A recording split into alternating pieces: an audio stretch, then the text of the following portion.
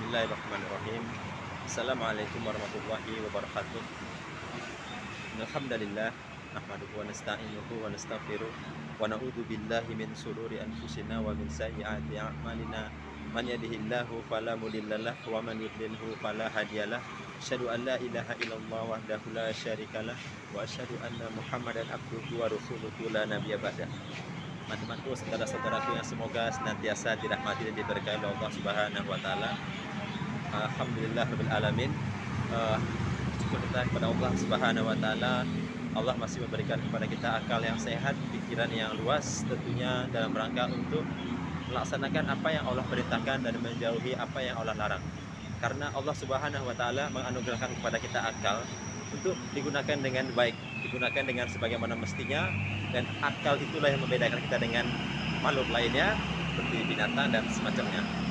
Teman-temanku, saudara-saudaraku, dalam mencari nafkah seperti yang saat ini Ana sedang berdiri, Ana melihat kadang Ana ketika melewati lorong atau jalan ini di depan toko-toko ini, Ana melihat banyak sekali hal-hal yang menurut Ana tidak layak untuk kita lakukan.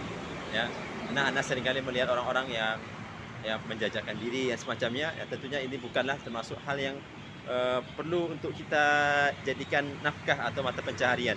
Karena sungguhnya Allah Subhanahu wa taala itu telah memberikan banyak sekali jalan mencari nafkah yang halal, nafkah yang baik, dan nafkah yang lebih membuat kita berkah, ya. Sehingga dengan nafkah yang halal tadi kita semakin nantiasa akan dicintai oleh Allah Subhanahu wa taala.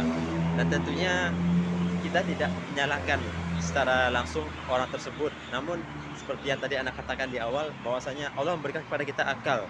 Masih banyak sekali hal yang bisa kita kerjakan, lakukan tanpa kita harus melanggar larangan Allah dalam mencari nafkah.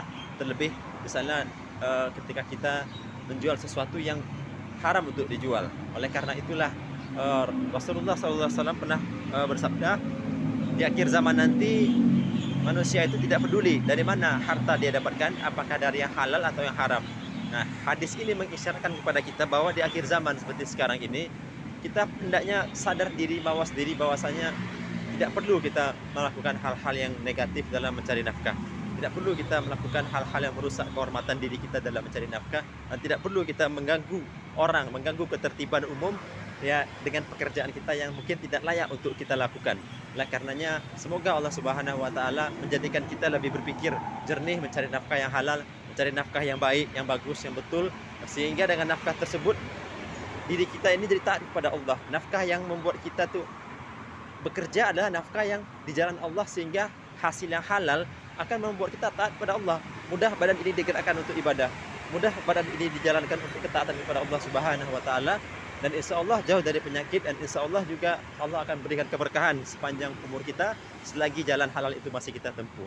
Oleh karenanya, mari kita bersama-sama gunakan akal pikiran kita, carilah jalan-jalan rezeki yang halal. Allah Subhanahu wa taala tentunya akan senantiasa menolong kita. Mintalah kepada Allah pertolongan, jangan lemah dan jangan terbujuk dengan rayu setan sehingga melegalkan hal-hal yang Allah larang di dalam Al-Quran, sebagaimana kita adalah seorang muslim. Subhanakallahumma bihamdika asyhadu an la ilaha illa anta astaghfiruka wa atubu ilaik. Assalamualaikum warahmatullahi wabarakatuh.